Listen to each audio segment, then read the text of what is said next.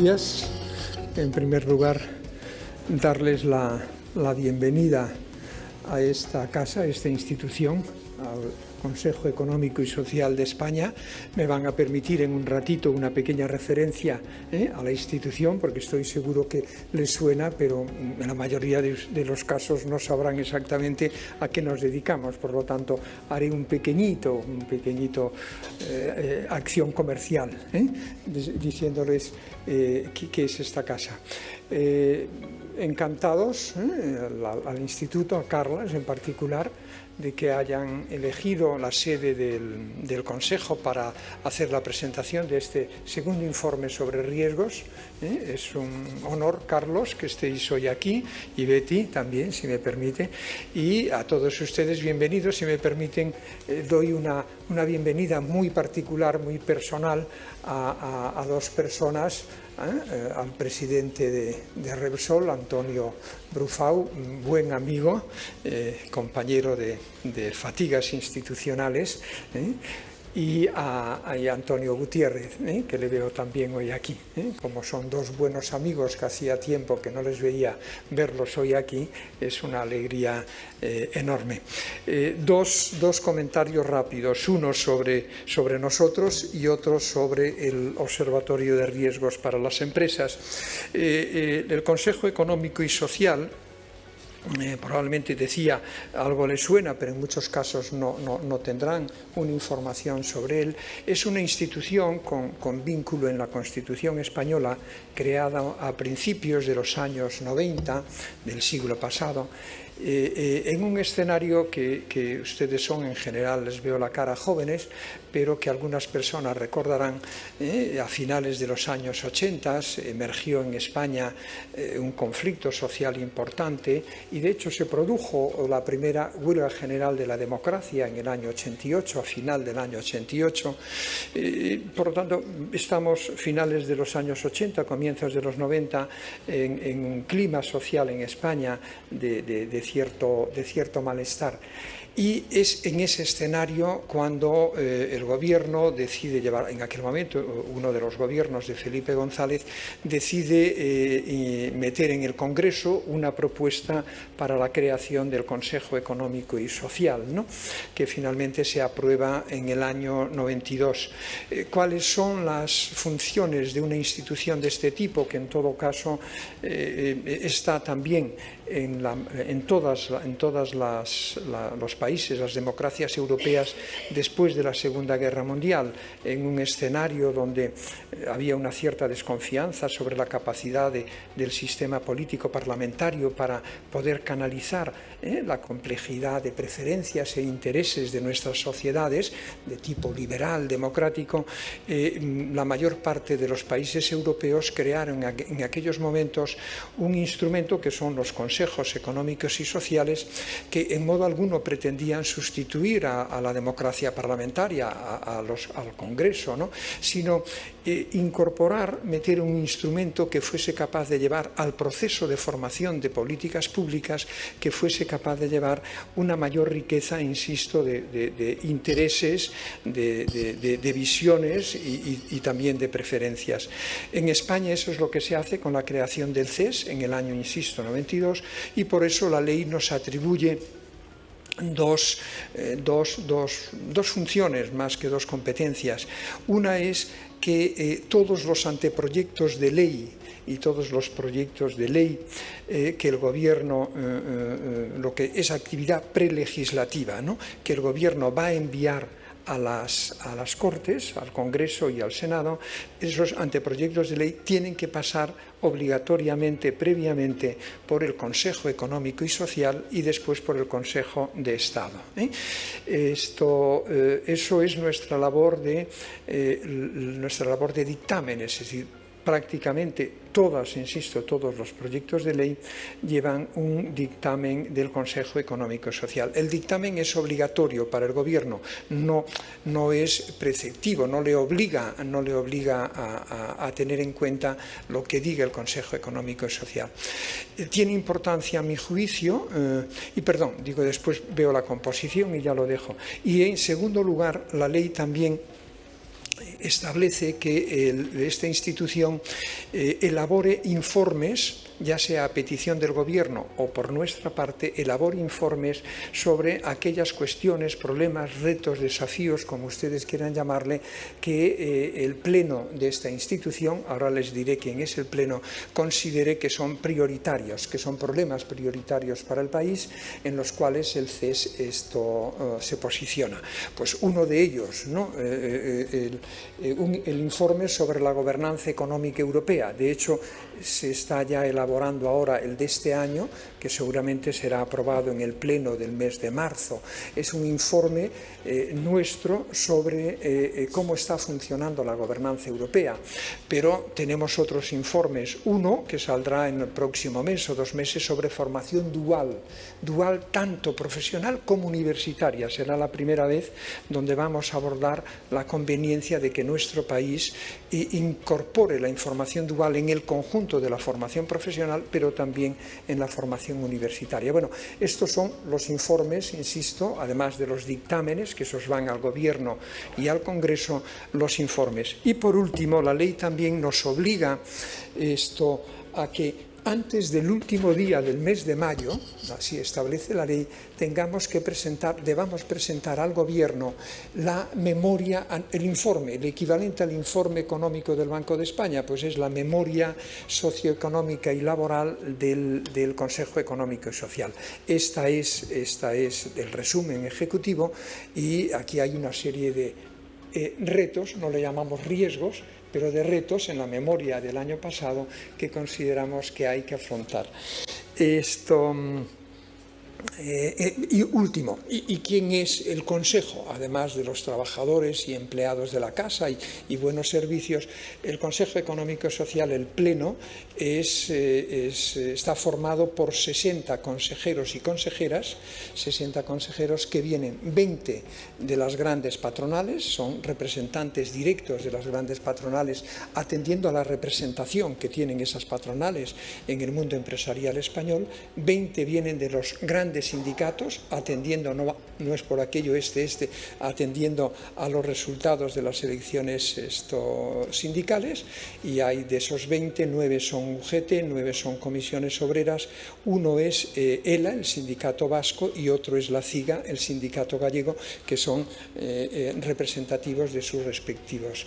Y otros 20, total 60, otros 20 vienen de las principales organizaciones de agricultores y ganaderos de España, de las organizaciones de pesca, de las organizaciones de economía social, cooperativas, y de los consumidores y usuarios. Por lo tanto, como ven, el Pleno es una especie de fotografía, de radiografía del PIB de España, ¿no? por decirlo de esta manera, y que creo que en la medida en que tiene esta variedad de representantes, somos capaces de hacer esa labor que se nos encomienda, que es la labor de un diálogo social permanente, no negociación, eso lo hacen los agentes sociales, sino de diálogo social, anticipándonos en la medida de lo posible por alguna de las grandes cuestiones que después en muchos casos se van a abordar en la negociación o por parte del Gobierno. Me disculpan, pero dado que están aquí, quería hacerle la venta de la casa. Y solo, sencillamente, ahora haciendo una referencia, alegrándome de nuevo que vayan a presentar aquí el Observatorio de Riesgos.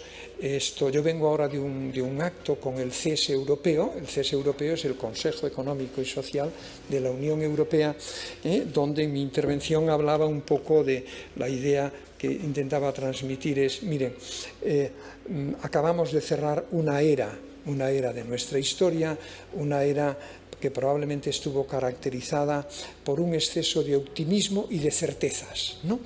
Que es un poco el mundo del que venimos, la certeza de que el comercio llevaría a la paz mundial, la cosa se nos ha roto un poco, o que la economía sería capaz de dar prosperidad para todos, que tampoco lo hemos conseguido del todo. Y decía, y de esta era, un poco que ya se ha quedado atrás de certezas y optimismo, pasamos a una era de incertidumbre, un término que desde los años 20 está muy presente en la economía. Incertidumbre radical es un concepto muy importante en economía. Pero la incertidumbre es diferente al riesgo. Es la pequeña consideración que quería hacer. Los riesgos son sucesos en general, son sucesos predecibles, para los cuales hay datos históricos que les permiten a los expertos, a las compañías de seguros, calcular la probabilidad de ocurrencia de un suceso, ¿no? Que la libra se devalúe, que la casa se te queme o que tengas un accidente, ¿no? Esos son sucesos predecibles, riesgos predecibles, para los cuales existen datos históricos que los expertos calculan la probabilidad y lo que transforman la probabilidad en una prima de riesgo. Si quieres cubrirte desde riesgo, compra el seguro, paga la prima, que es equivalente a la probabilidad y ya está. Y los riesgos no frenan la vida, no frenan la vida particular, no frenan la vida familiar, no frenan la vida social, ni frenan la vida empresarial ni económica. La incertidumbre es otra cosa, ¿no?, que está muy presente aquí. La incertidumbre es la incapacidad que tenemos en momentos determinados para poder identificar bien qué riesgos tenemos delante. Por lo tanto, esta es una época de incertidumbre, es una época donde hay que hacer esfuerzos importantes de identificación de cuáles son esos riesgos nuevos, y aquí es donde yo quiero felicitar pues al Instituto Cerdá y a todos los patrocinadores del Instituto y del trabajo de hoy por llevar a cabo esta labor reiterada, iterativa, año a año, para identificar un poco esos riesgos, porque si no sabes lo que tienes delante, probablemente no vas a ser capaz tampoco de enfrentarte a él. Nada más, insisto, muchas gracias, excusas por el speech comercial, y nada, ahora a escuchar lo que nos dicen los autores del observatorio. Muchas gracias, buen trabajo. Buenos días y buenos días a todos. Y en primer lugar, pues como no podía ser de otra manera, agradecer al Consejo Económico y Social que nos haya dejado esta magnífica sala para poder presentar aquí en Madrid la segunda edición del Observatorio de Riesgos para las Empresas en España. Evidentemente, Antón, muchísimas gracias por haber contado contigo para poder presentar este acto. También quiero agradecer la presencia de Antonio Brufao, puesto que es patrono del Instituto, y que, por tanto, nos apoye en la presentación de este observatorio acá en Madrid. Y también, por supuesto, a los ponentes que nos tienen aquí puestos en esta diapositiva y que luego ya les presentaré más adelante antes de la mesa redonda. Y, por supuesto, a todos ustedes por estar hoy todos presentes en esta sala.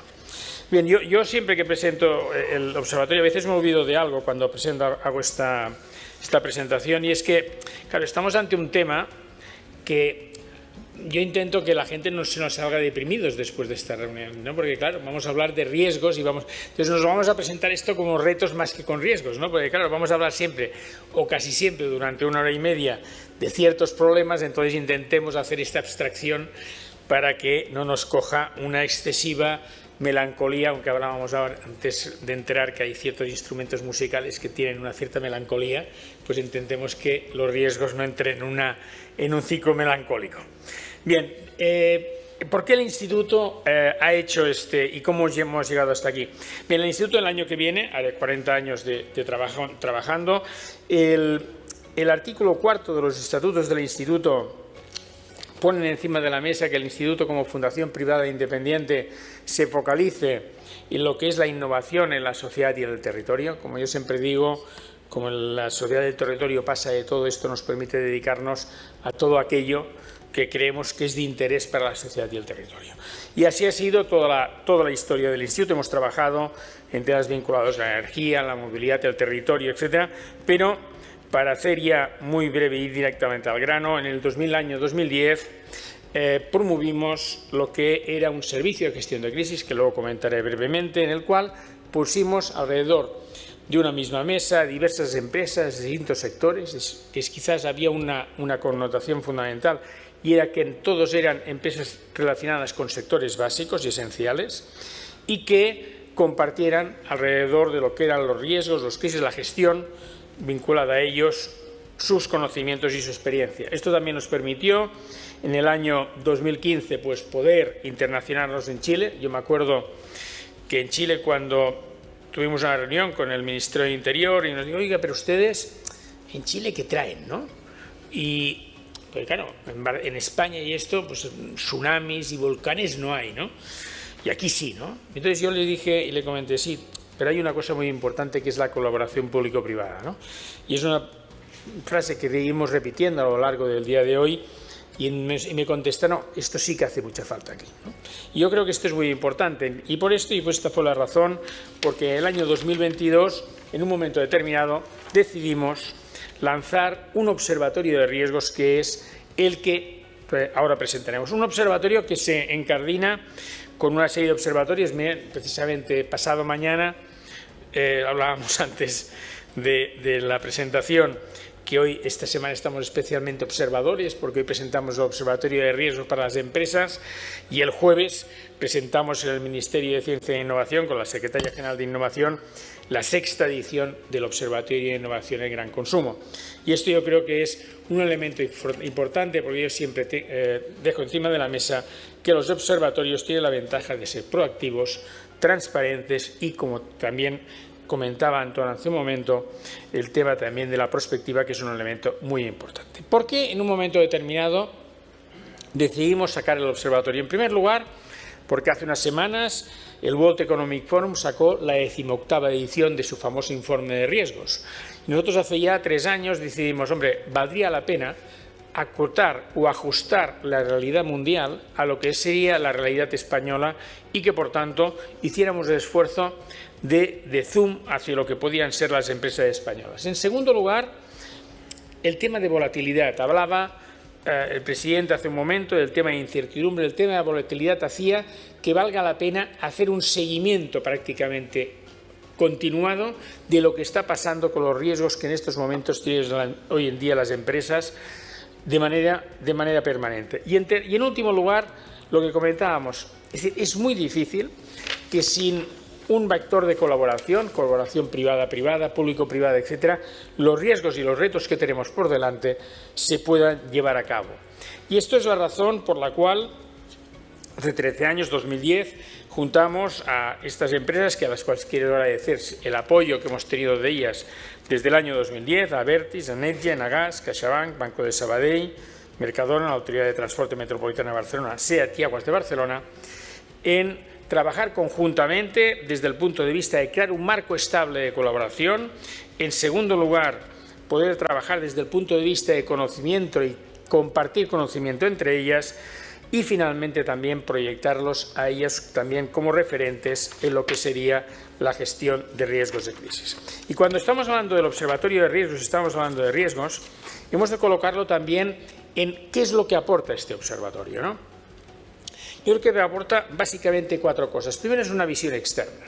Todas las empresas hoy en día hacen análisis de riesgos, lo comentaba hace un momento Antón cuando hacía la presentación, todas las empresas, y por tanto las hacen y lo hacen de una manera reiterativa, pero esta es una visión externa, y al tener una visión externa, pues ves lo que están opinando, ya lo veremos luego cuál ha sido la metodología, personas muy relevantes de distintos sectores y que ponen encima de la mesa distintas ópticas. En segundo lugar, es un observatorio focalizado a la toma de decisiones y a la reflexión. Es decir, no pretendemos de que esto sea una Biblia, sino simplemente que abra y ayude a un elemento fundamental en esta escalera que hemos puesto aquí, y que es el peldaño número 1, es la gestión de riesgos. Si no tenemos una correcta identificación de los riesgos, difícilmente podremos gestionar incidencias, podremos hacer planes de continuidad de negocio, gestionar crisis cuando nos vengan y, en definitiva, tal como decimos, no poder enfocar ese viaje continuo hacia la resiliencia. Bien, desde el punto de vista del contexto ya de esta segunda edición, esta diapositiva es exactamente la misma que utilizamos en la primera edición, tan solo hay una cajita, que es esta de aquí en medio, que ha cambiado. El año pasado poníamos el tema del COVID, estábamos hablando de la elevada interconexión de riesgos, de la aceleración de los riesgos, de la colaboración público-privada otra vez, pero sobre todo yo quería alertarles sobre el tema de superposición de crisis y recursos. Es decir, estamos viendo como los 3 o 4 últimos años la gestión de riesgos y crisis ya no es tan bionívoca como antes, ¿no? Teníamos un problema en un activo industrial, teníamos un problema de reputación, teníamos un ciberataque, pero eran básicamente crisis que eran, bueno, que las podíamos trabajar desde el punto de vista organizativo y de recursos de manera bionívoca. Y ahora tenemos unas crisis permanentes que están ahí y que nos están haciendo dedicar recursos a la hora de resolverlas. Luego, por tanto, nos estamos encontrando con que los riesgos que van apareciendo han de estar gestionados, evidentemente, con recursos que a lo mejor están siendo dedicados a otras partes de la organización. Y esto es un elemento en los cuales yo creo que vale la pena, y lo verán ustedes en la mesa redonda, que seguramente saldrá de manera reiterativa lo que es la gestión de los recursos.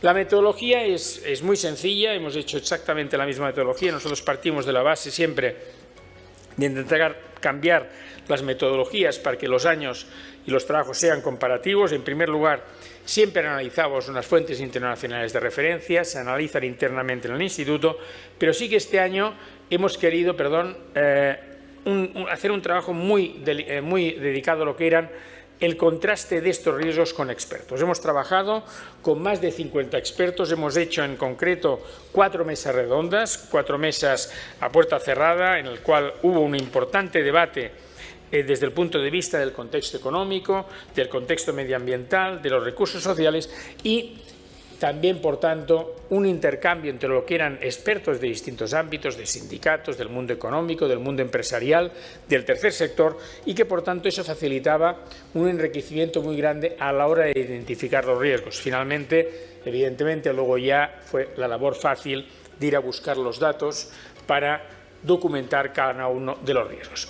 Bien, el observatorio y el documento, que ya se lo pueden descargar en nuestra web o yendo al código QR que tienen aquí delante, todos verán que tienen exactamente la misma estructura.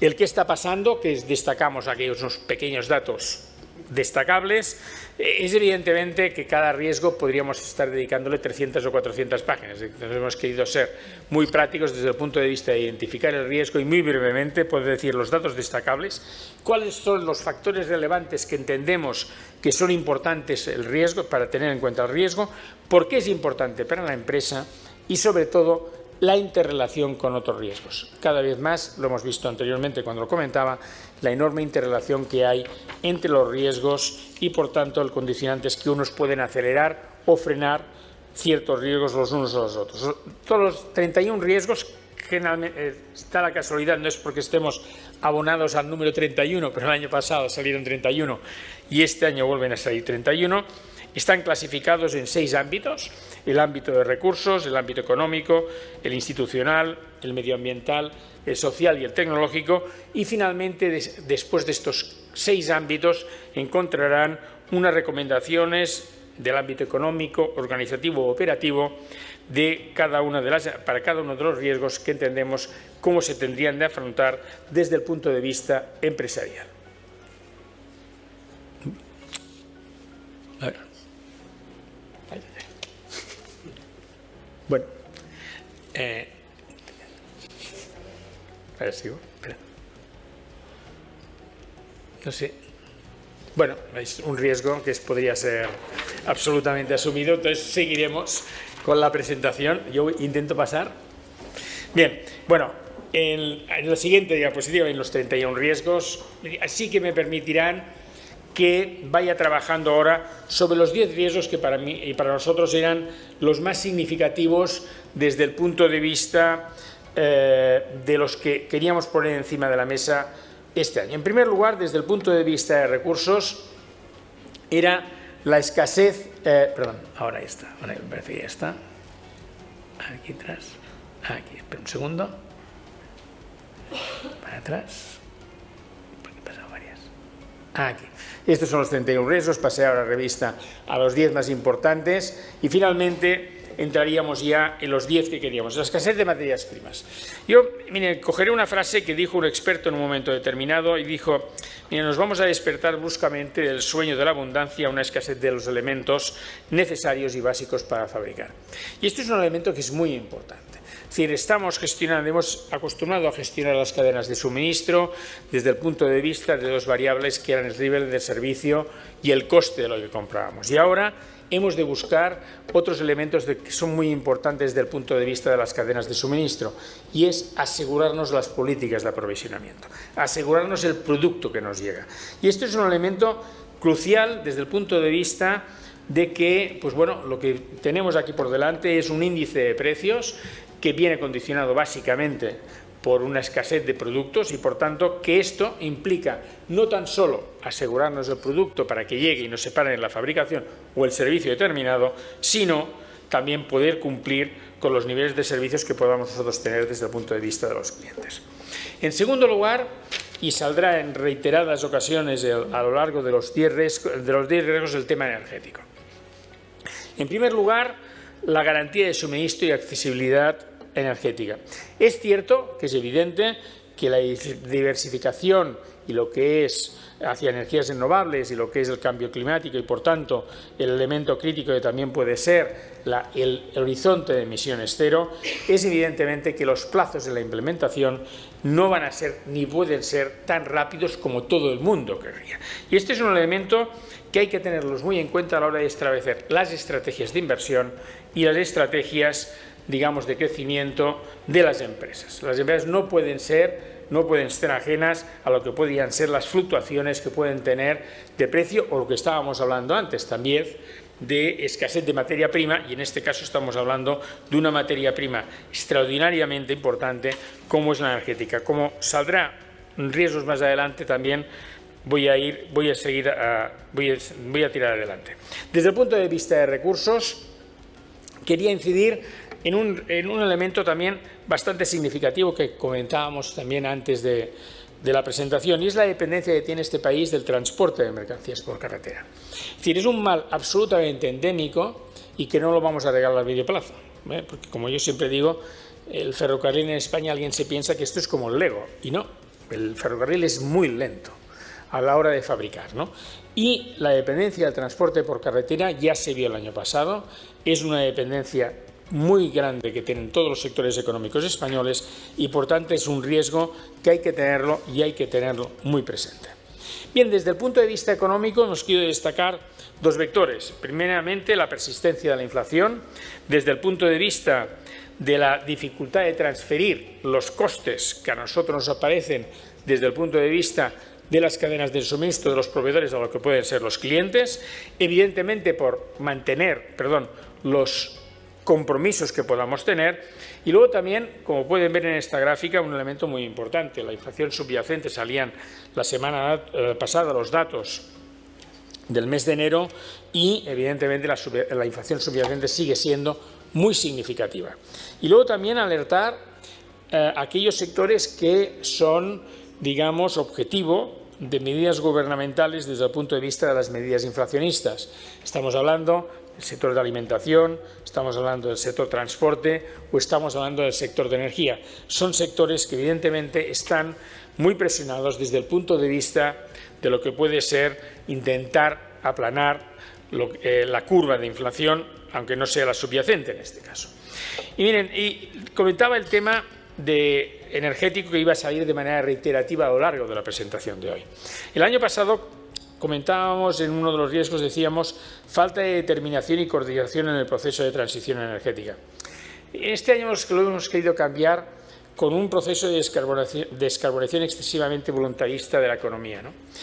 Miren, hace 10 días salía un informe del gobierno británico que comentaba que cualquier política energética que se hiciera en este país, en el país Gran Bretaña, desde el punto de vista del futuro energético, tenía de sustentarse en 4 aspectos. Yo añadiría un quinto, que también lo comentaré ahora. Uno es la continuidad. Si se hace una política, debe ser una política continua en el tiempo.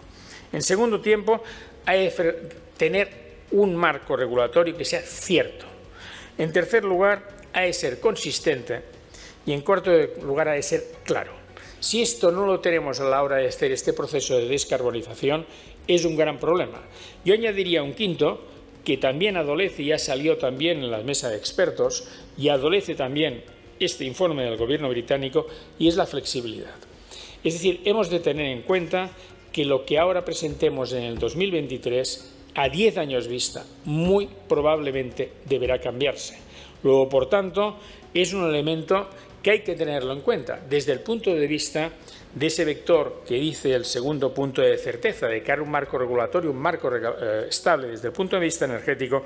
Hemos de tener claro también que hemos de ser capaces, como en las empresas, de poder reaccionar a cambios sobrevenidos que no estén previstos desde el punto de vista tecnológico, desde el punto de vista de vectores externos como pueden ser las tensiones bilaterales entre países, etc. Y este es un elemento que, por tanto, tiene un elevadísimo riesgo para todas las empresas. Bien, desde el punto de vista económico también, bueno, y aquí tienen la diapositiva esta, perdón, sí, aquí está, pasa.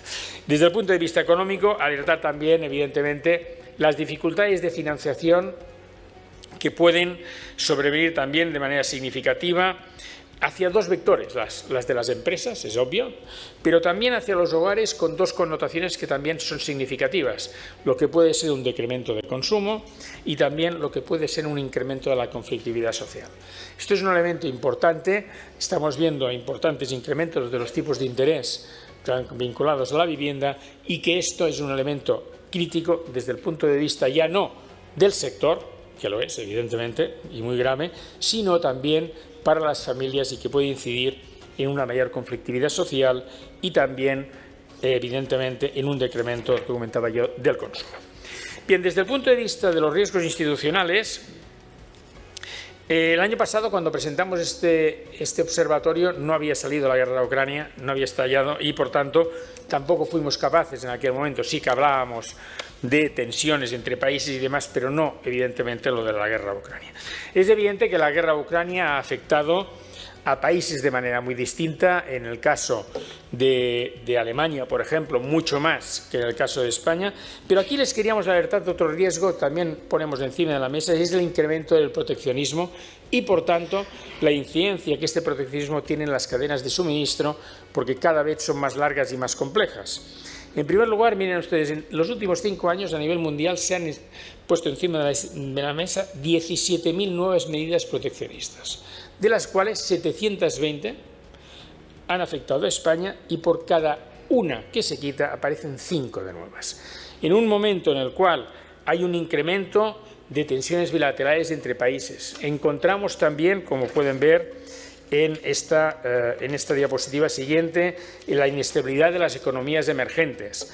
Un marco regulatorio inestable es más que probable que el proteccionismo siga un proceso cada vez más significativo. Y esto es importante a la hora de tenerlo en cuenta desde el punto de vista de la gestión de nuestras operaciones. Fíjense ustedes los 4 riesgos que tenemos aquí encima de la mesa desde el punto de vista institucional están íntimamente ligados, desde las tensiones bilaterales, proteccionismo, economías emergentes y marco regulatorio inestable, tanto sea en España como fuera de España. Desde el punto de vista de España estaríamos hablando, lo que hablábamos hace un momento, de lo que podía ser el tema energético. Y luego, evidentemente, lo que hemos visto, y hablaba el presidente del Consejo del vector de incertidumbre. Es evidente que ese vector de incertidumbre incide directamente en lo que es la toma de decisiones. Y es ahí donde queremos alertar, y el Instituto, que una de sus vocaciones es, desde el inicio, promover la colaboración público-privada, entender que estos retos que tenemos por delante, si los queremos abordar tan solo desde el ámbito público o los queremos abordar desde el punto de vista privado, no van a ser posibles. Bien, desde el punto de vista medioambiental, y como no podía ser de otra manera, el tema del cambio climático prácticamente es transversal y hace aparecer, ya lo veremos, pongo la siguiente para que lo vean ustedes. Fíjense, de estas 6 riesgos medioambientales, 5 tienen que ver con lo que es o indirecta o indirectamente con el cambio climático. El incremento de los fenómenos meteorológicos, lo ven aquí en esta diapositiva, lo que puede ser la inestabilidad, lo que era digamos, la línea normal o esperable, y a lo que ha sido el incremento de los fenómenos meteorológicos extremos, con una doble problemática: la dificultad de prevenirlos, en primer lugar, y en segundo lugar, la dificultad de evaluar el alcance de la afectación de estos fenómenos meteorológicos. Y esto es un elemento que también hay que tenerlo muy en cuenta. Si quitamos de esta diapositiva de los 6 riesgos, los riesgos geofísicos, que son más imprevisibles, no tienen nada que ver en principio con el cambio climático, fíjense ustedes el aumento de los episodios de sequía, el aumento de la virulencia de los incendios o el avance y la falta de atención al cambio climático y finalmente la pérdida de patrimonio natural y biodiversidad, es algo que está muy íntimamente ligado a lo que sería el vector del cambio climático.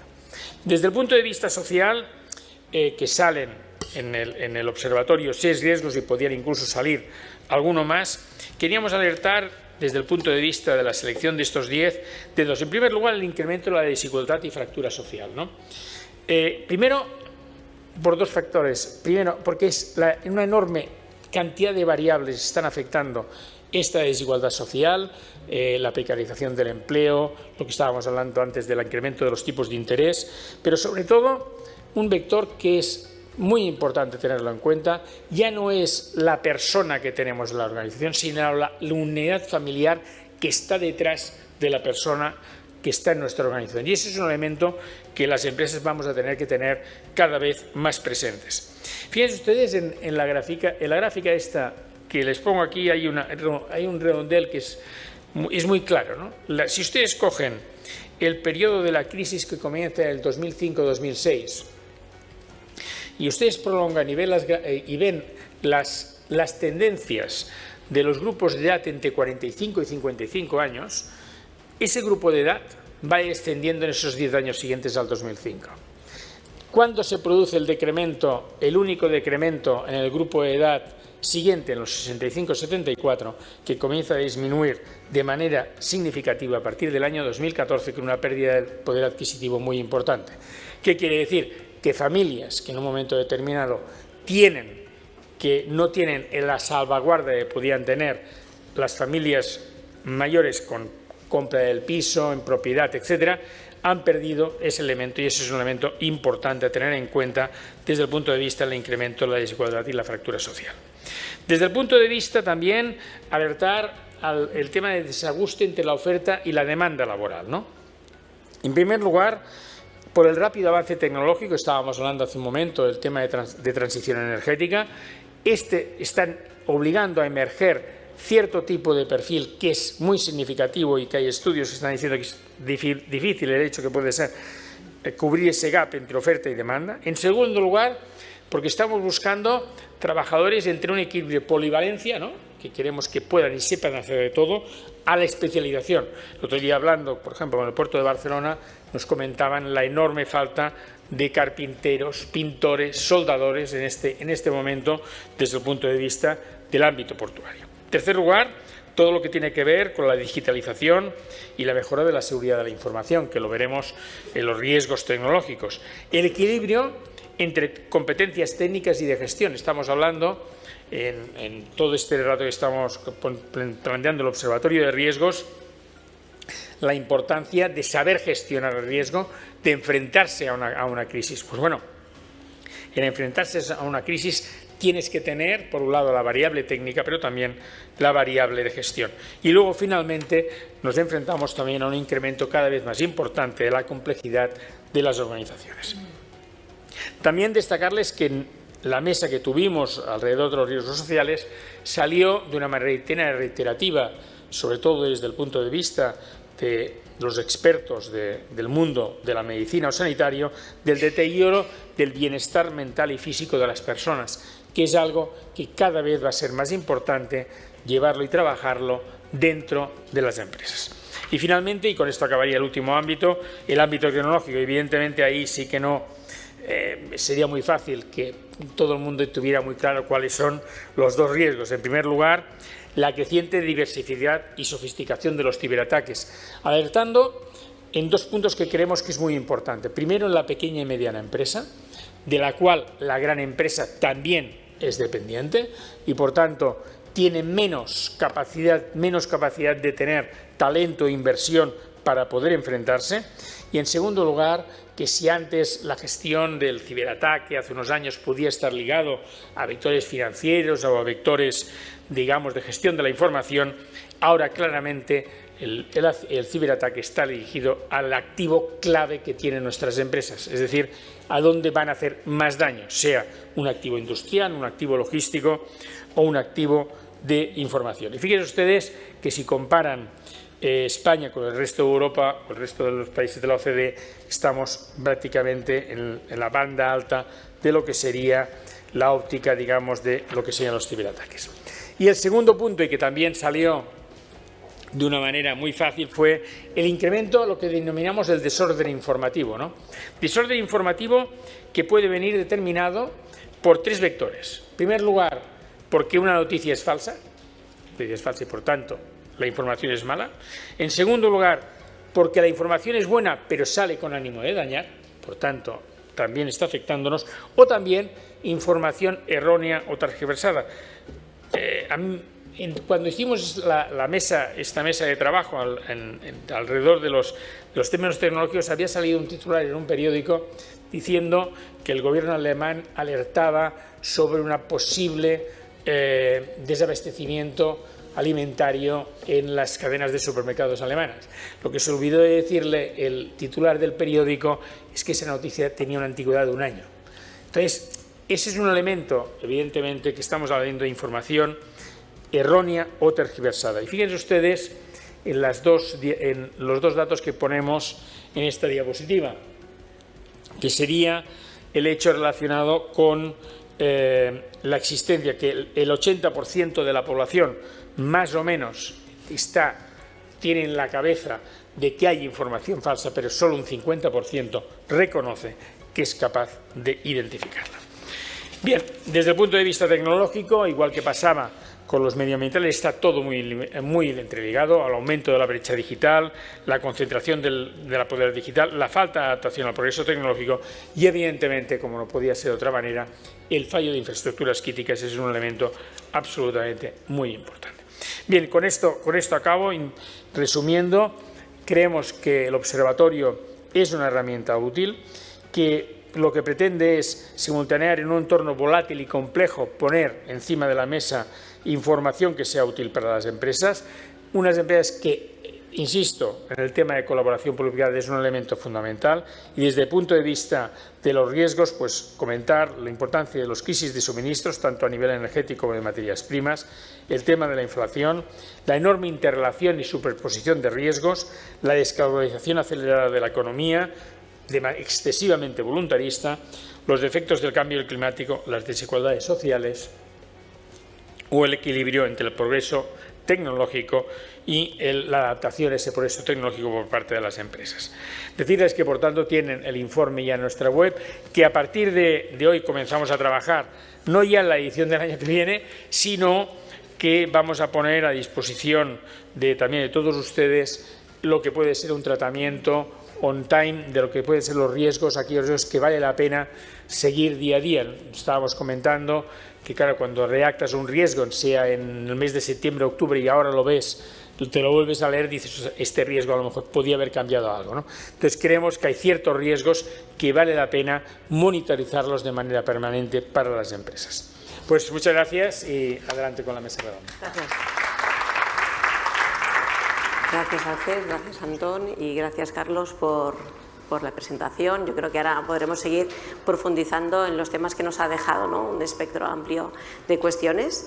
Y bueno, tenemos como una media horita larga, bien, casi 45 minutos, una hora, para que podamos conversar. Iré poniendo temas encima de la mesa, os haré preguntas. Por favor, sentiros libres de participar y contribuir. Voy a hacer la presentación rápida de todos los que están, porque me parece que es importante que sepáis a quién vais a escuchar, ¿no? Independientemente que lo hayáis visto en el programa. A mi derecha tengo a Claudio Rodríguez, él es director general de Infraestructuras, de formación es ingeniero superior por la Universidad de Oviedo y además PDG por IES.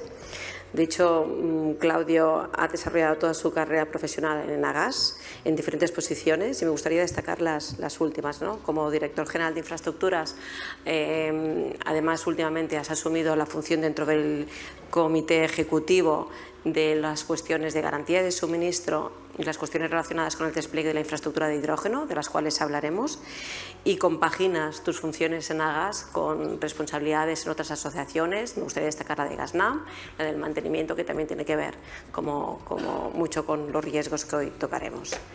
Está con nosotros Daniel Vilanova, director general de Autopistas España, del grupo Abertis, desde hace más de 5 años. Él es licenciado en Administración y Dirección de Empresas por la Pompeu Fabra y además también ha cursado los programas de IES. De hecho, toda tu carrera profesional dentro de lo que es el grupo Abertis ha estado muy vinculada a posiciones de director financiero y de control financiero. Sin embargo, a efectos de lo que hoy nos compete, ¿no?, de la gestión del riesgo, me gustaría destacar de toda esta trayectoria tu función, no solamente en autopistas, sino en muchos de los consejos de las empresas concesionarias de autopistas y de vías de alta capacidad en España. También esto lo has vivido no solamente en España, sino en otros países de Sudamérica, en concreto en Chile, que también seguro que nos servirá mucho para complementar la visión de los riesgos. Está con nosotros Roger Serrat. Él es el director del sistema de distribución de Netgia, del grupo Naturgy. Es ingeniero industrial por la Politécnica de Cataluña y máster de dirección en EADA y también programas de IES. De hecho, a lo largo de tus diferentes posiciones dentro del grupo Naturgy, siempre muy vinculadas a la explotación y a las operaciones, a lo que son las infraestructuras, que yo creo que hoy hablaremos mucho de infraestructuras, pero no únicamente. También me gustaría destacar esta visión que nos puedes aportar de tu complementariedad por algunos países de Sudamérica, en concreto en Chile, y por lo tanto la visión esta de explotación en toda su amplitud. Tenemos a Sara de las Heras. Ella es la directora de riesgos dentro de SEAT. Recientemente además has asumido más funciones, más competencias, porque ahora eres también directora de los riesgos de compliance dentro de SEAT. Es licenciada en Economía y con experiencia larguísima en funciones relacionadas con las compras y con las cuestiones financieras. De hecho, a mí me gustaría destacar de la trayectoria profesional de SEAT esta capacidad, esta función que has asumido de desarrollo de políticas de gestión del riesgo en conjunción con el grupo de empresas del grupo Volkswagen. Por tanto, más allá de SEAT, nos podrás trasladar a lo largo de la sesión, ¿no?, esta gestión del riesgo por parte del grupo Volkswagen. Y también, para acabar, en la mesa tenemos a Manel Pesqué. Él es el director de tecnología y continuidad de los riesgos de continuidad dentro de CaixaBank. Es ingeniero informático por la Autónoma de Barcelona y has desarrollado tu carrera profesional en el mundo de los sistemas, la arquitectura, las plataformas, el desarrollo más de 20 años. Pero a efectos, ¿no?, de lo que hoy nos compete, de la mesa en la que estás, esos casi de 20 años desarrollando software, terminales financieros, plataformas. Y en los últimos en concreto has contribuido a desarrollar la metodología de gestión de riesgos no financieros de la segunda línea de defensa en un modelo de 3 líneas de defensa en lo que es el riesgo tecnológico y la continuidad operativa. Por lo tanto, infraestructuras, fabricantes, etcétera, yo paso directamente a que podamos hablar con ellos porque tenemos bastantes preguntas y el tiempo creo que se nos hará corto. Empezaría, Claudio, voy a empezar por la primera. Hemos visto de todos los riesgos que nos apuntaba Carlos, ¿no?, y nos apuntaba Antón, la incertidumbre, sin duda, ¿no? O sea, el riesgo tiene sentido en un marco muchas veces de incertidumbre. Algunos los conocemos, otros no. Hablemos de transición energética, de incertidumbre y de obstáculos, ¿no?, de transición energética. Un mensaje, una cierta reflexión. O sea, Europa está en una encrucijada. Ya hemos visto en el 2022 que la situación, ¿no?, una parte de la necesidad que tiene de desvincularse de los combustibles de Rusia y a la vez seguir cumpliendo con sus políticas que se había trazado de transición energética no ha sido evidente, no es evidente. Incluso sacó un plan, el REPower, que a su vez pretende abordar esta situación de cambio, ¿no?, de cambio del ritmo. Pero hay un cierto riesgo de que descarrilen las políticas de transición energética de Europa. En este contexto, ¿cuál es de incertidumbre que se genera para la propia transición energética, la que se supone que habíamos, ¿no?, empezado? ¿Qué riesgos generan empresas del sector energético? Y especialmente, para las empresas del gas, ¿qué riesgos habéis tenido en cuenta en la elaboración del plan estratégico que habéis desarrollado y que habéis presentado este año? Pues buenos días y muchísimas gracias, Elizabeth, por la introducción. A ver, en un contexto de transición energética, hablar de gas y de infraestructuras tiene dos riesgos principales que hay que gestionar. El primero, el gas, obviamente, siempre tiene un riesgo asociado a la incertidumbre sobre su posición en el mix energético. Esto no es nuevo de ahora parece que tenemos más debate respecto a las utilizaciones del gas, pero bueno, son 50 años que en función de la percepción de uso y las expectativas de uso, pues siempre ha habido una incertidumbre asociada a un vector energético como el gas natural. Luego la infraestructura tiene el riesgo en un momento de transición asociado a que es un activo de ciclo de vida largo. Y, por tanto, cuando se presenta o se pone encima de la mesa un cambio o la introducción de nuevos vectores energéticos o energías alternativas, tienes por delante la limitación o el riesgo de la adaptación o la sustitución por otro elemento, otros actores que compitan contigo.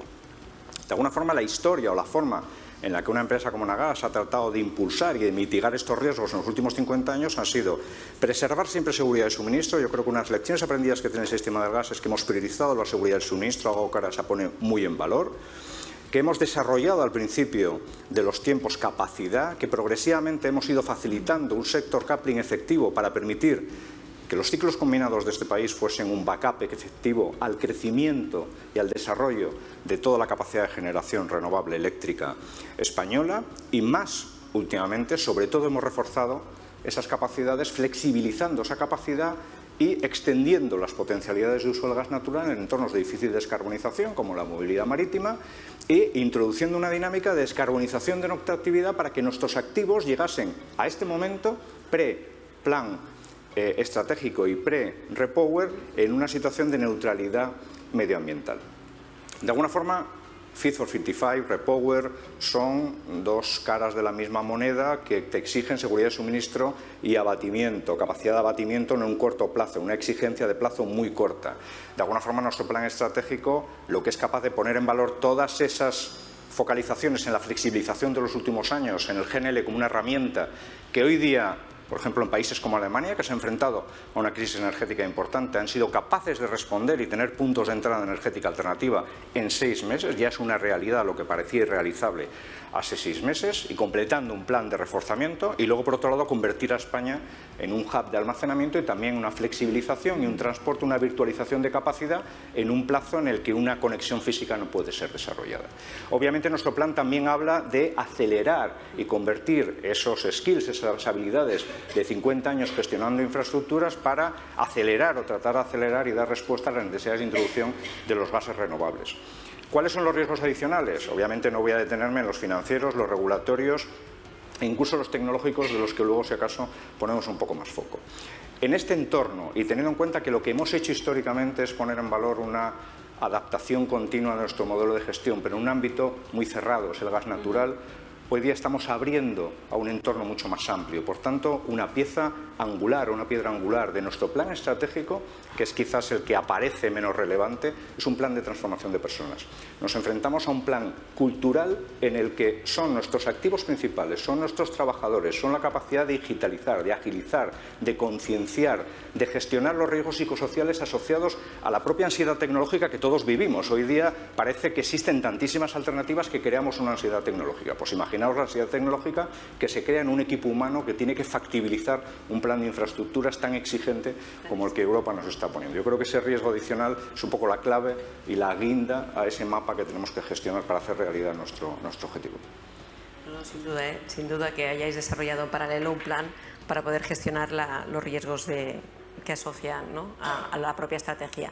Y siguiendo con el tema de la transición energética, miro a Roger, que a pesar de que estás ¿no?, un poquito más allá, pero para mantenernos en el tema de la transición energética y también como compañía del sector, ¿no?, desde la perspectiva más bien de las empresas, ¿no? O sea, no únicamente las empresas que habéis tenido que desarrollar un plan estratégico en estos momentos es complicado, pero también la situación para muchas empresas, transitar, está siendo complicado. ¿Por qué? Porque por una parte han de tomar decisiones sobre unas medidas de descarbonización que a su vez están sujetas a políticas que están pendientes de que acaben de desarrollarse o de concretarse, por lo tanto la incertidumbre de un marco político que también puede variar, y a la vez han de seguir manteniendo el elemento coste que puedan repercutir en sus productos y servicios. Por lo tanto, aquí como compañía del sector, nuestra pregunta, Roger, sería: ¿qué riesgos veis desde Netgia en este ámbito, ¿no? En el que las empresas que tienen que transitar y tienen que hacer un proceso de descarbonización, qué riesgos creéis que tienen? Sobre todo desde la perspectiva esta del equilibrio, ¿no? Mantener la actividad económica a precios competitivos y migrar en un proceso de descarbonización. ¿Cómo lo veis? Bueno, buenos días, primero de todo, y gracias al Instituto Sara por la invitación. Intentando simplificar qué es la transición energética, al final la transición energética tiene tres grandes dimensiones: la medioambiental, tiene la dimensión de seguridad de suministro y después la económica. Si analizamos lo que ha venido pasando en Europa, y esto es importante porque al final a veces hablamos de Europa y parece que Europa está aislada del mundo, y no es así, En Europa, pues desde el 2019, pues básicamente lo que se ha primado es la dimensión medioambiental, y por tanto venimos hablando de una transición energética, ¿no?, con dos hitos relevantes, el 2030 y el 2050, en el que el debate, la discusión es pues básicamente centrada en cómo vamos a ser capaces, ¿no?, de llegar a los objetivos medioambientales. Este 2022 y la parte final del 2021, pero yo creo que el 2022 de una forma clara, nos ha dado un baño de realidad en Europa. Por primera vez, después de mucho tiempo, hemos hablado de continuidad de suministro, de seguridad de suministro, y hemos hablado de precio. Y esto, de alguna manera, lo que ha hecho es obligarnos a hacer una reflexión como Europa, y el REPowerEU es un primer paso, ¿no?, de esta reflexión sobre cómo se estaba planteando esta transición energética, porque tanto el grado de ambición como el punto de llegada nadie lo discute. Aquí la complejidad y lo que hay que hacer bien es el diseño de esta transición, por eso se le llama transición energética, es decir, este camino que tenemos que ir recorriendo. A todo esto, partiendo de la base de que Europa no ha tenido una política energética común, los puntos de partida de los distintos países son radicalmente diferentes, y esto desde un punto de vista, yo creo que no solo de empresa energética, sino yo diría incluso desde el punto de vista sociedad, ¿no?, el riesgo que introduce un diseño de una transición energética, quizás olvidando dos dimensiones que son igual de relevantes, ¿no?, que la medioambiental, es de hacerlo mal. Hemos tenido la suerte de que este ha sido un invierno cálido, extrañamente cálido, no solo en España sino en Europa, pero no hace muchos meses países europeos estaban asumiendo con una cierta normalidad que a lo mejor tenía que haber pues cortes de energía. Por tanto, esta indisponibilidad, ¿no?, que para nosotros no ha sido nunca una preocupación, un riesgo, de repente aparece. Antes Claudio, ¿no?, decía, bueno, toca hacer un plan estratégico, toca hacer una mirada a largo plazo. Las empresas, no solo de energía, sino cualquier empresa de infraestructuras, tiene que combinar, ¿no?, la mirada de largo plazo de inversiones que requieren de un esfuerzo económico muy importante con un mundo que cambia cada año, ¿no? Y por tanto, todo esto, al final, desde el punto de vista, ¿no?, de riesgo de transición energética, teniendo en cuenta, ¿no?, que los tractores, los motores, ¿no?, que tienen que llevarnos pues a este 2050, ¿no?, descarbonizado, pues son en gran parte las grandes empresas, tiene que introducirse pues en este replanteo, porque si no, el riesgo que corremos, y yo creo que hoy Alemania, ¿no?, es el ejemplo, es de que no solo no estemos descarbonizando, sino que este proceso no exitoso, por decirlo de alguna manera, nos lleve a recarbonizarnos. Hoy en Alemania un coche eléctrico pues muy posiblemente se mueve con kilovatios producidos con carbón. Por tanto, podemos llegar a un punto en el que no solo no conseguimos nuestros objetivos, sino que de forma momentánea retrocedemos. Por tanto, yo creo que el riesgo de transición energética es un riesgo sobre todo de diseño de la parte de la transición, en el que transición energética no es electrificación. Todas las demás tecnologías, la neutralidad tecnológica y el aprovechar el potencial, ¿no?, de los activos que ya existen en todos los países es básico, y por tanto, bueno, es un riesgo que está allí y que introducimos en nuestros planes estratégicos, pero también con la confianza de que lo que ha pasado este 2022 ayudará a reconducir esto en la línea correcta. Por lo tanto, son riesgos que van intrínsecos a veces con políticas o con el diseño de las propias políticas que acompañan, ¿no?, objetivos. Pero, para no dejar el tema, pero tener otra mirada, la mirada del sector del automóvil, ya que está con nosotros Sara, y desde la perspectiva de la demanda, que también tiene un rol en el tema de la transición energética. Las empresas a largo plazo lo tienen, las empresas que prestan suministros energéticos lo tienen, y la demanda también tiene un cierto rol, o se le espera que tenga un rol de alguna forma. Entonces aquí viene mi pregunta hacia Sara, ¿no? O sea, en este proceso de incertidumbre sobre cómo va a ir evolucionando la demanda, no la demanda, sino cómo una empresa como SEAT se prepara para gestionar esa variación o los riesgos que afloran de cambios en la demanda, teniendo en cuenta dos cosas. Quizás la demanda puede ser más flexible, pero el cambio en las operaciones o la estrategia de SEAT quizás no es tan flexible. Por lo tanto, aquí, ¿cómo gestiones el riesgo asociado a la demanda?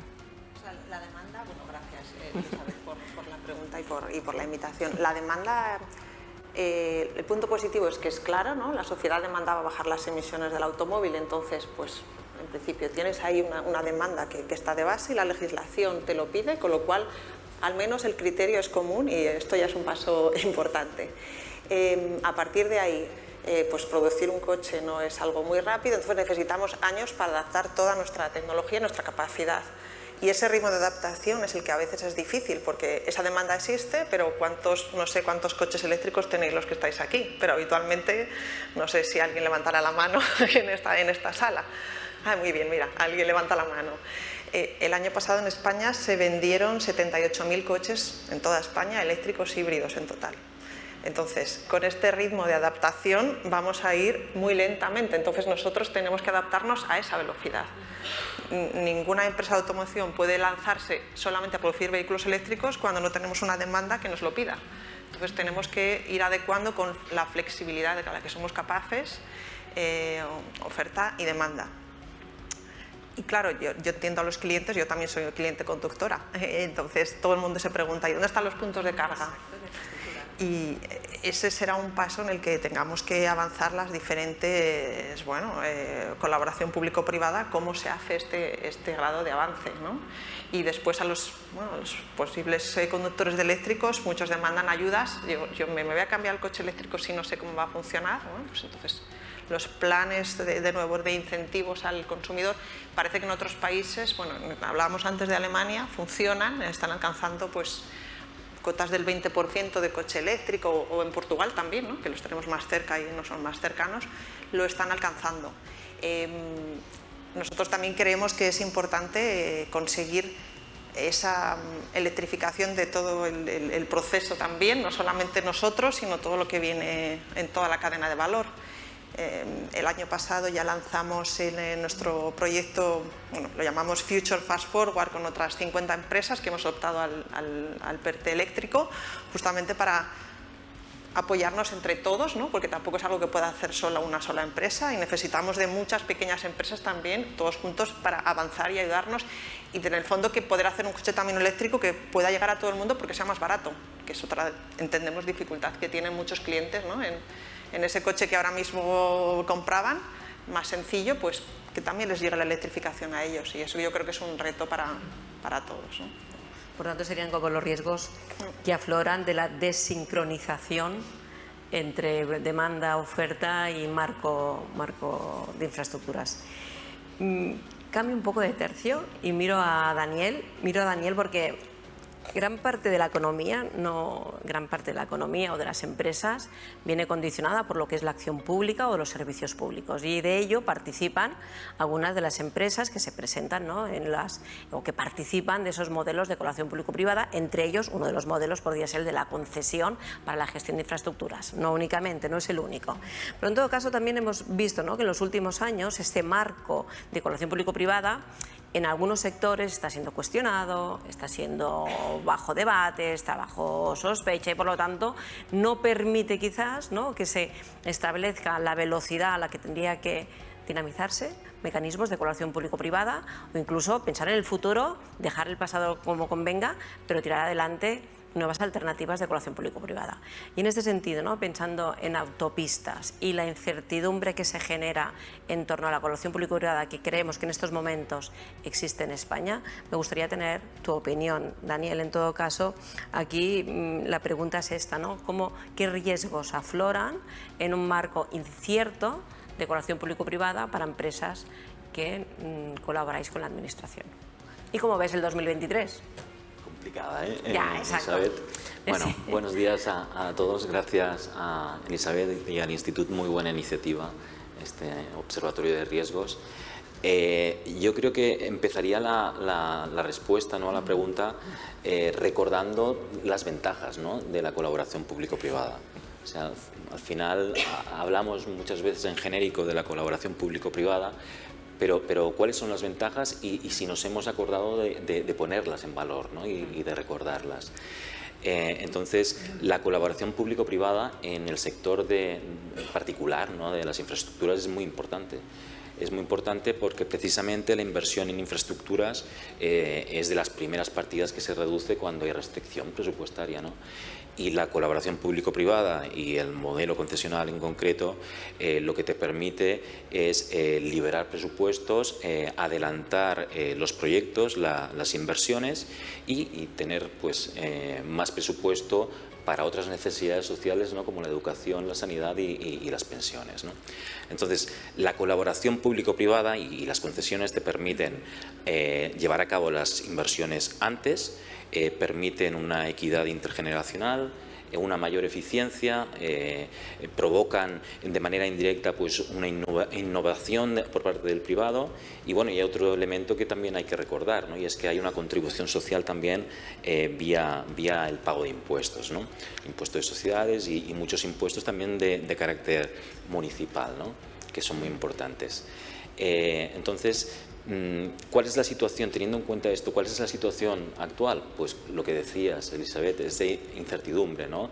Es de querer ver lo bueno, pero no acabar de atreverse porque hay un cierto estigma, ¿no?, en cuanto a las concesiones. Entonces, en estas situaciones, lo único que, por ejemplo, tenemos claro es que ha trascendido que contratos de concesión que tenían que vencer pues de ahora hasta el 2026, pues finalmente revertirán y se sumarán a los que ya han revertido. Pasará a haber gestión pública de estas infraestructuras y, por ende, pues habrá más necesidad de presupuesto, ¿no? Entonces, aquí de lo que se trata es ver la combinación de todo, ¿no? Todo lo que podemos asumir también como país. Estamos hablando en concreto, en este caso, de unos 1.300 kilómetros de autopistas, ¿no?, que podrían ser pues, alrededor de cerca de 100 millones de euros anuales de impacto en el presupuesto y déficit público, ¿no? La respuesta, pues, la colaboración público-privada, ¿no? Ahora bien, también hay que tener en cuenta que España es un mercado maduro en cuanto a concesiones. En otros países conocemos, bueno, con Roger también conocemos Chile, ¿no? Empezaron un poquito más tarde y aún tienen más reciente pues todo lo bueno de lo que es el modelo concesional, ¿no? Aquí, pues efectivamente, las inversiones ya están construidas y lo que tenemos que hacer entre todos es construir un nuevo modelo que sea pues más claro, más justo, homogéneo y sostenible, ¿no?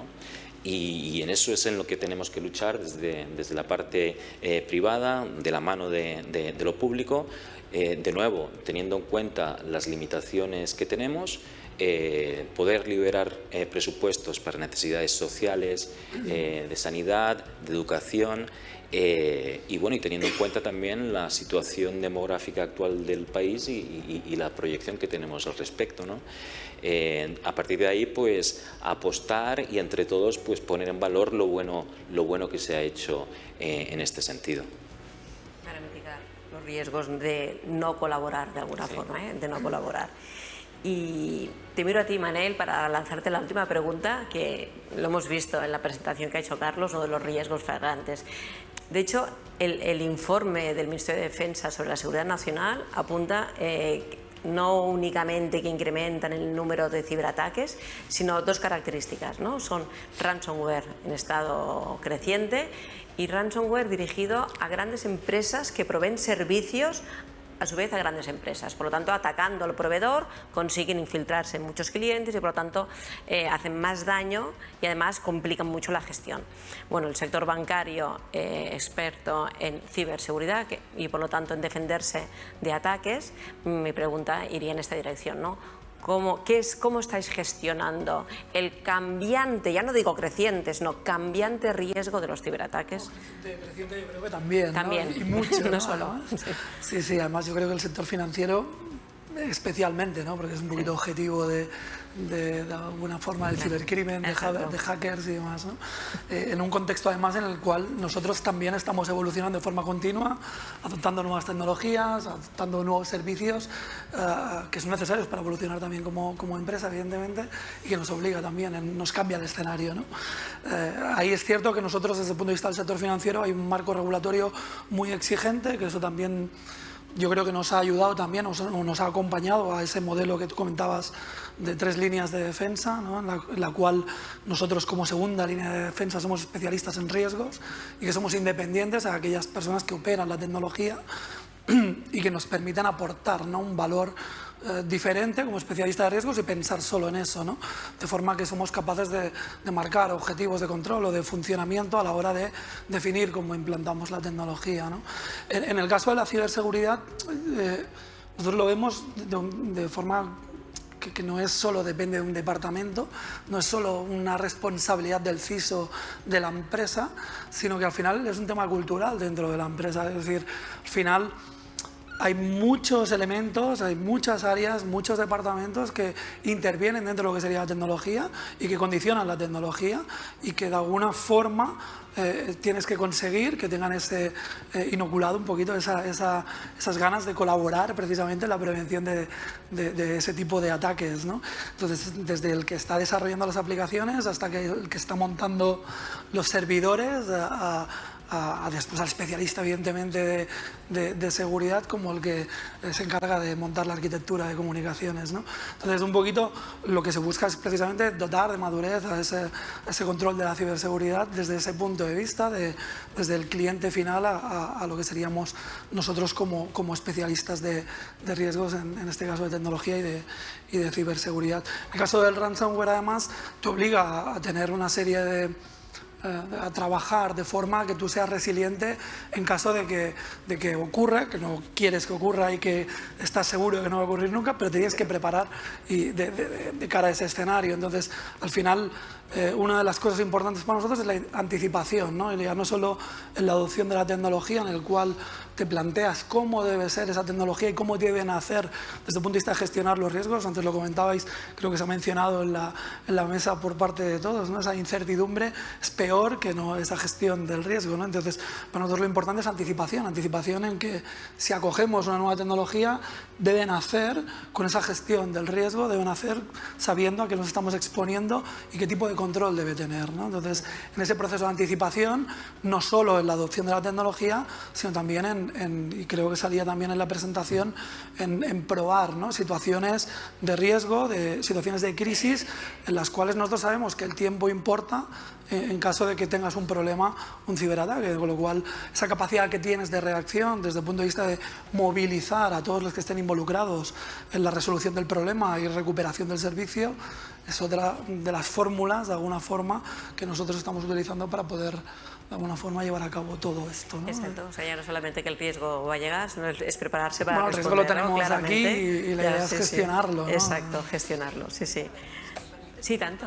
Yo quería apuntar porque cuando viene la gestión de riesgos ciber desde la banca, pues claro, todos decimos, claro, ¿no?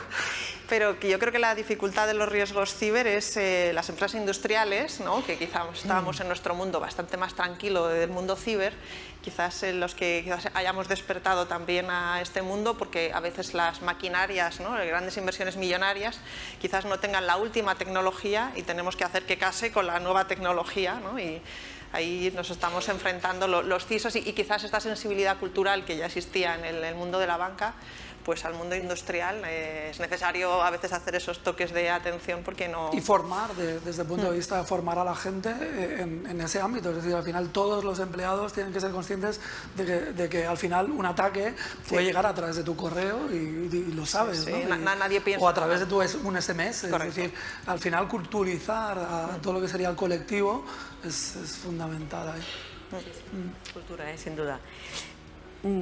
Voy a introducir un tema que es que yo creo que estas últimas semanas para nosotros se hace casi inevitable, que es hablar del hidrógeno y en concreto de los riesgos que afloran sobre un nuevo objetivo que tiene que ver ya no únicamente con la transición, sino que tiene que ver con infraestructuras, las existentes, las que no están y las que vais a participar, porque Nagas está, y tú en concreto, Claudio, estáis puestos en el desarrollo de adaptación de las existentes, generación de nuevas infraestructuras. Por lo tanto, si nos pudieras explicar ese nuevo vector energético que aparece en el Skyline, como comentabas, en el mix, ¿qué riesgos lleva asociados? ¿Qué riesgos lleva asociados para Nagas en concreto y para el tejido empresarial? El hidrógeno obviamente para España es una grandísima oportunidad, sobre todo porque en el momento que la Unión Europea decide con claridad que es el vector complementario imprescindible para tener una independencia energética suficientemente sostenible, pone encima de la mesa que el hidrógeno tiene que ser verde y por tanto necesita generación eléctrica renovable capaz de asegurar que el hidrógeno es verde. Obviamente eso pone a España en el foco y la capacidad de producción hace evidencia que tenemos la oportunidad histórica de revertir los flujos habituales energéticos norte-sur por un sur-norte. España además tiene una ventaja competitiva, que es que en España se han desarrollado de forma más anticipada y más integrada, a diferencia del resto de Europa, una serie de hubs y de valles de hidrógeno con una visión de ecosistema muy avanzada, donde diferentes actores buscan sinergias para garantizar la competitividad y acelerar la introducción del hidrógeno. Vale, pero todo eso, para hacerlo realidad y sobre todo garantizar la integración de mercados tanto a nivel nacional como internacional y sobre todo dar garantía de suministro, que es algo importante que antes destacaba Roger. Estamos acostumbrados a un sistema energético con una tremenda seguridad de suministro y con unos sistemas de almacenamiento energético alternativos a los eléctricos que han garantizado y posibilitado la coexistencia y la prevalencia de los sistemas eléctricos. De alguna forma necesitamos un sistema que tenga esa capacidad de almacenamiento porque los propios hubs van a ser incapaces de ser autosuficientes y pueden poner en riesgo el gran potencial que tenemos encima de la venta. ¿Cuáles son los riesgos principales de desarrollo de esas infraestructuras y por tanto de la viabilización de una economía de hidrógeno? Al margen, como siempre, y siempre cito porque es importante citarlos, es determinante la permisología, la regulación y la financiación. Voy a obviarlos por un momento y voy a centrarme en unos aspectos que la última publicación de la Agencia Internacional de la Energía en el Energy Technologies Perspectives evidencia. Es necesario tener en cuenta para factibilizar el cambio renovable europeo y mundial, poner foco en las cadenas de suministro, cómo las cadenas de suministro van a ser capaces de forma sostenible de atender la demanda de materia prima y de productos adecuados a esa transición. Y luego, por otro lado, garantizar que ese cambio energético que a priori tiene un elemento final de descarbonización y neutralidad, en el interín no me incrementa de forma sustancial la energía primaria. Y para mí hay tres claves. Uno, el riesgo tecnológico. Obviamente, el desarrollo de infraestructuras de hidrógeno y tal como se están planteando las redes a nivel nacional, con una dinámica diferente al sistema gasista. El sistema gasista era un sistema que avanzaba y que penetraba en el territorio. Ahora establecemos un sistema que busca interconectar en diferentes etapas. Por tanto, tenemos la ventaja del prediseño. Los sistemas de hidrógeno, existe tecnología madura y existen unos TRLs avanzados, pero esos TRLs han trabajado en nichos de mercado pequeños y ahora necesitamos desarrollar, avanzar, escalar esas capacidades y, por tanto, para desarrollar infraestructuras en 10 años no solo hace falta tener la capacidad que la tenemos, sino establecer una dinámica de relación público-privada y de los actores privados con los fabricantes para garantizar que en los plazos que vamos a requerir esos equipamientos disponemos de ellos. Obviamente, a más largo plazo tenemos que asegurar que el hidrógeno también completa otros estadios y otros nichos de mercado. El gas natural lo hizo.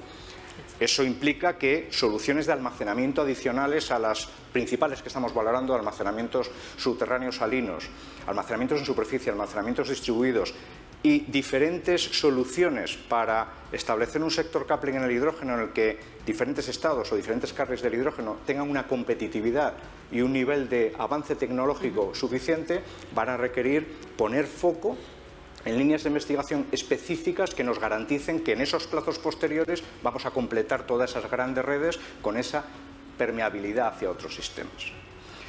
Tenemos el riesgo medioambiental, y el riesgo medioambiental hay que entenderlo bien desde el punto de vista justo de lo que apunta la Agencia Internacional de la Energía. Yo tengo que desarrollar una red, y de la forma en que esa red optimice el diámetro, la potencia de transporte y la capacidad de almacenamiento, voy a tener un carbon budget asociado al desarrollo de la red optimizado en lo posible. Por tanto, una reducción de recursos y, por tanto, una viabilización avanzada. Pero además esa optimización me va a permitir que la gestión energética asociada a esos activos sea más óptima y, por tanto, el conjunto va a asegurar que desde el principio voy a poder desarrollar una red sostenible, con un nivel de emisiones competitivo con el producto verde que estoy entregando en el downstream. Y por último, el riesgo digital. El hidrógeno tiene que modular una dinámica de oferta y demanda absolutamente diferencial a otras energías. La generación distribuida del hidrógeno es una distribución no solo distribuida geográficamente, sino estacionalmente y horariamente, y de alguna forma modular ese encaje entre una demanda más estable y una oferta variable requiere que, adicionando a ese reto las particularidades físicas del hidrógeno, desde el principio las redes de hidrógeno y su gestión sea una smart grid. Obviamente la gestión de infraestructuras energéticas hasta ahora, aquí voy a poner como ejemplo a mi hijo cuando hace un examen siempre dice que ha sacado un 10, luego me saca un 8, un 7 o lo que cuadre, ¿no? Bueno, no me atrevo a decir que seamos 4.0, puede que estemos en 3.0, 3.2, pero aquí tenemos que ser 10 desde el principio, porque tenemos que asegurar que esa gestión se hace de forma digital, y eso va a ser un reto importante que tenemos que afrontar desde el principio. Es que... Sí, tanto. A la explicación de Claudio, yo creo que el hidrógeno introduce dos conceptos que son importantes, ¿no? El primero es las redes no son ni renovables ni lo dejan de ser. Las redes vehiculan una energía, un kilovatio hora, que ni tan siquiera hoy las redes eléctricas en el mundo son 100% renovables. Por tanto, en la medida en la que, ¿no?, en España, en Europa, seamos capaces de cambiar nuestro mix de generación de forma que, ¿no?, el kilovatio hora sea renovable, los activos que existen hoy y los que habrá que construir en los próximos 27 años, pues serán, ¿no?, el vehículo. Y el otro punto que creo que es muy interesante que ha introducido Claudio, al final es el cambio de paradigma, ¿no?, la descentralización, la oportunidad que es para España, no solo el hidrógeno, sino el biometano, es decir, de alguna manera, uno de los impactos que hemos tenido este 2022 al final ha sido estar expuestos, ¿no?, a unos precios de la energía que dependen de variables que no controlamos.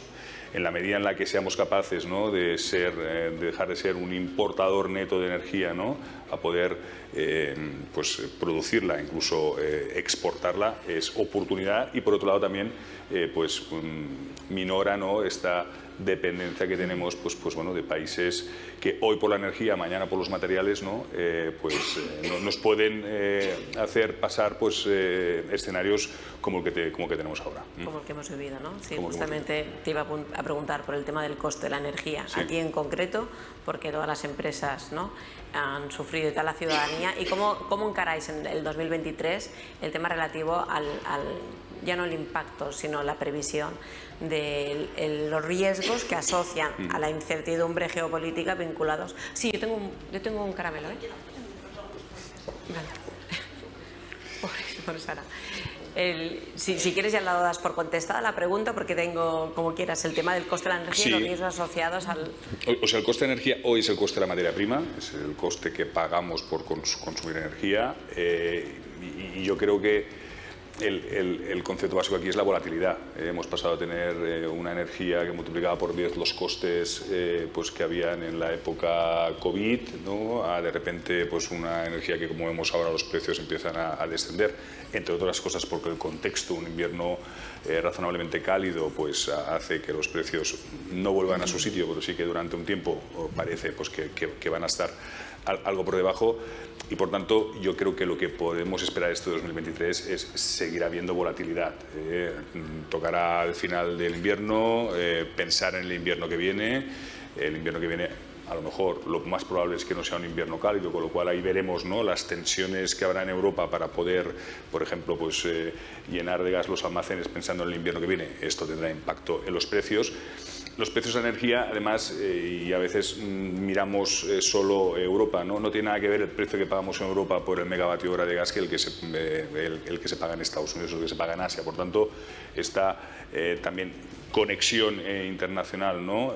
Pues seguro 2023 va a haber volatilidad, que no significa precios altos, sino variación, pero en cuanto a coste de energía, aunque ahora, ¿no?, el tema en cuestión es cuánto cuesta la energía, cuánto nos cuesta y el impacto que esto tiene, yo creo que también el coste de la transición energética es algo que habrá que en algún momento empezar a poner encima de la mesa, porque ahí sí, en función de cuál sea el diseño de esta transición energética, el coste para el ciudadano al final va a ser uno u otro y, por tanto, también de estas tres dimensiones, no solo el coste de la energía, de la materia prima, sino el coste de esta transición que tenemos que hacer, creo, en mi opinión, es uno de los aspectos que hay que empezar a poner encima de la mesa, porque cuando analizas las distintas alternativas, pues hay diferencias sustanciales.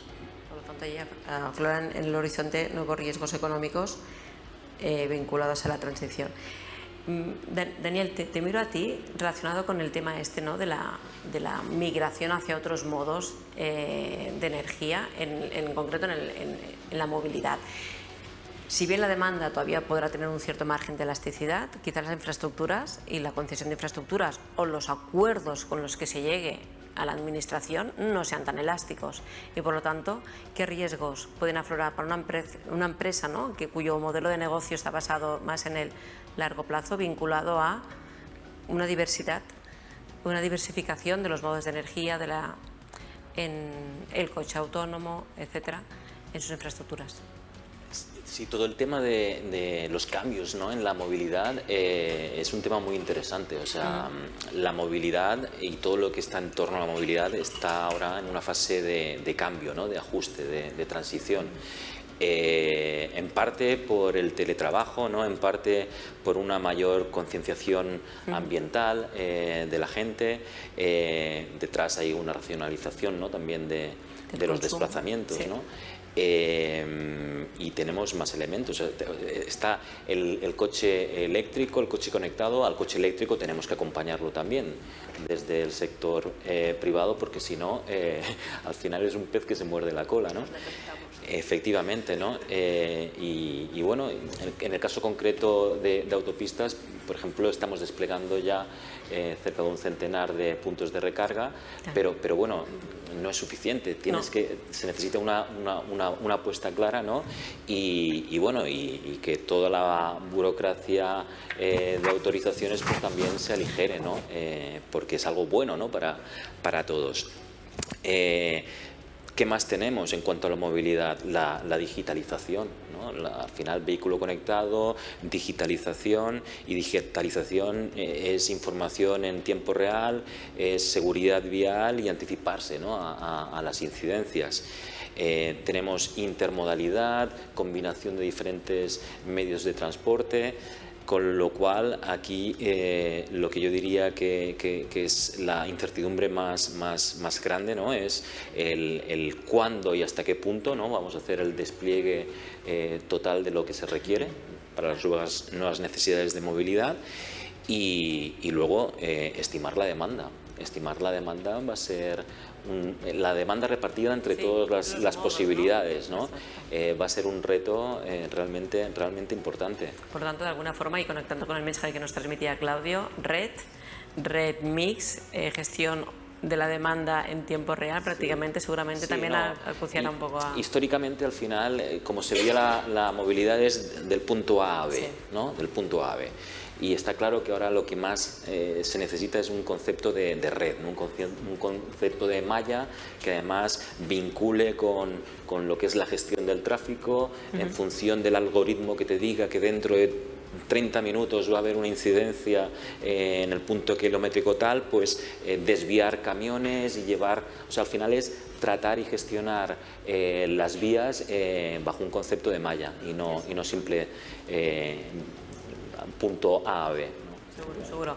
Y mientras damos tiempo que Sara se recupere de su voz... Lo intento. Exacto. Y acabe Voy a mirar a María, porque recupero un mensaje que ha salido también con la exposición esta, ¿no? El tema de la digitalización, que ninguna empresa le quita valor a la aportación que ha representado la digitalización en las empresas. Sin embargo, y lo vemos en el mapa de riesgos, lo exponemos así en el Observatorio de Riesgos, la concentración del poder digital. Ese sí que es un riesgo que aflora a nivel de país, pero también a nivel de empresas, no solamente a nivel de ciudadano.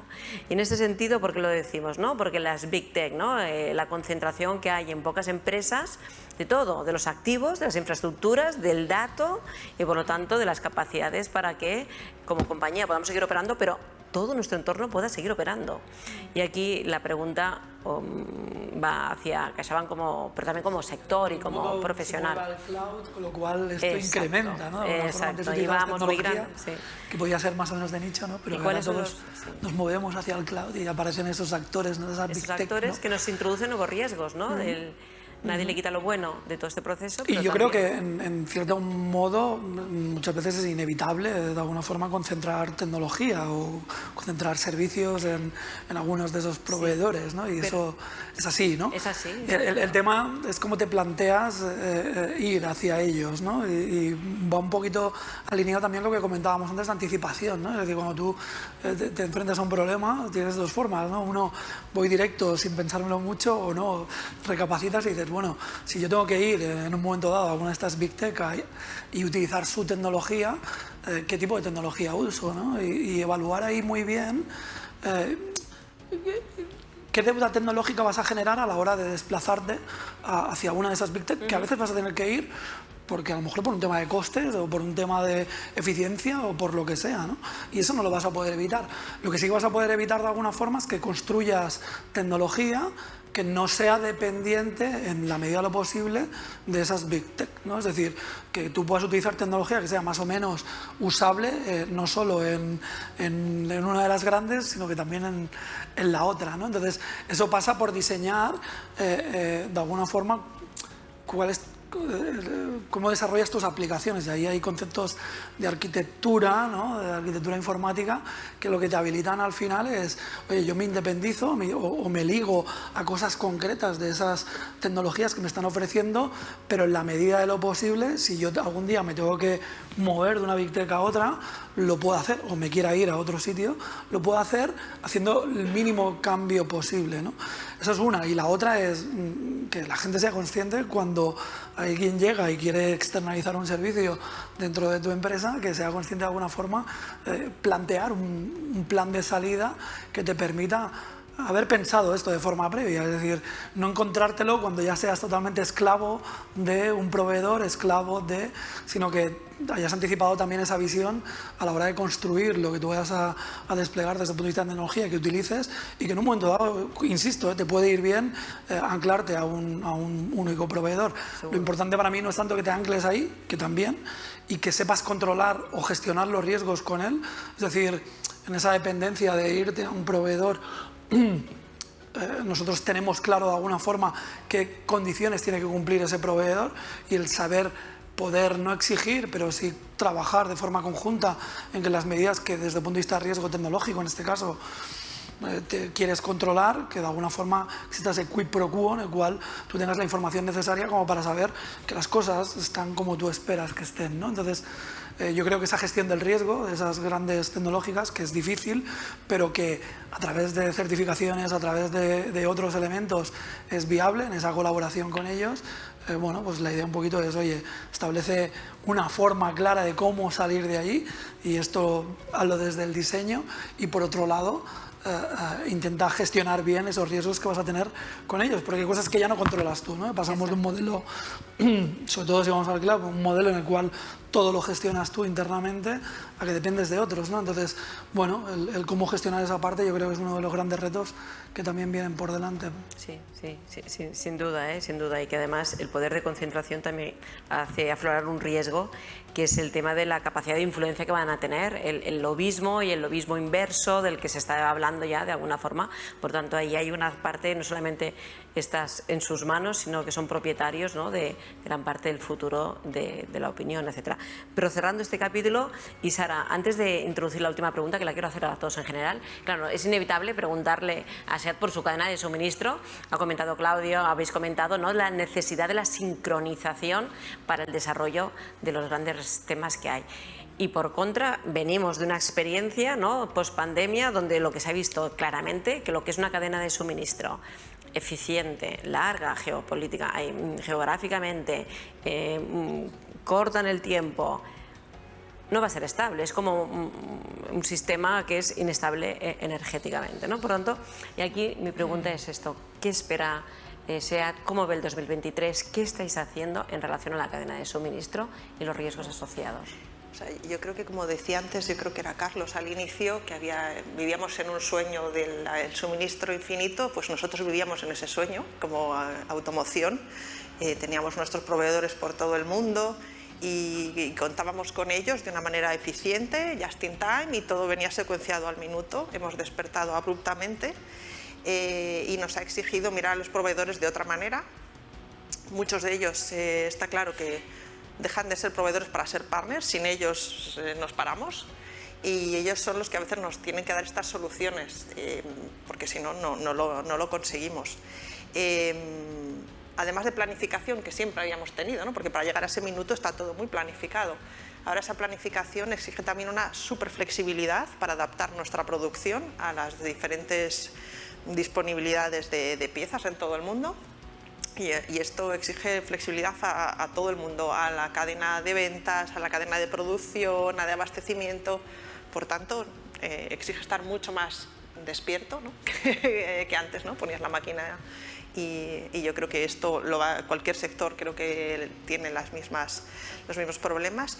Y luego está la parte, además de suministro, de los costes de estos suministros, ¿no?, que teníamos una planificación económica estable y efectivamente nos hemos encontrado con que algunas materias primas estaban subiendo exponencialmente y esta subida de precios se mantiene. Por tanto, las coberturas de algunos materiales, ¿no?, que claro, ahora pensamos aquel material que va dentro del motor, que parecía que nadie le prestaba mucha atención, pues ahora ha resultado ser la estrella de un coste muy importante, o de las baterías.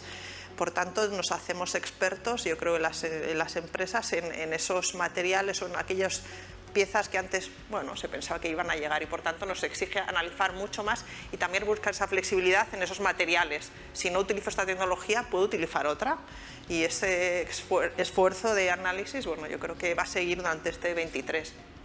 Todavía hay coletazos del COVID en China, todavía hay problemas en los transportes y la guerra de Ucrania. Bueno, pues la industria de automoción tenía proveedores en Ucrania que se han ido, ¿no?, extendiendo y moviendo, pero bueno, ahí todavía se notan efectos. O sea que 2023 sigue. Análisis de riesgos. Sí.